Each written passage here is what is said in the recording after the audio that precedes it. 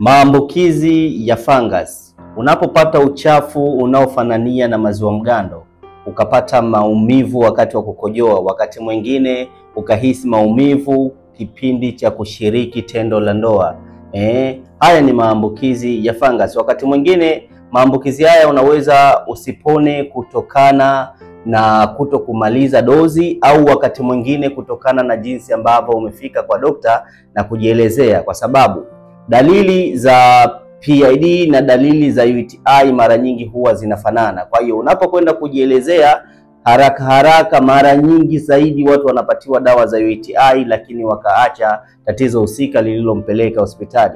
Na hii unaweza ukajikuta unapona katika wiki 2 za kwanza za dozi, lakini baadaye unakuta ile hali inarejea tena, na imekuwa mara kwa mara zaidi unapokuwa unatumia dawa. Sasa ili kupata tiba halisi ni lazima uhakikishe unapata vipimo kutokana na changamoto yako husika, ili upate dawa ambayo itakwenda kutibu tatizo lako moja kwa moja.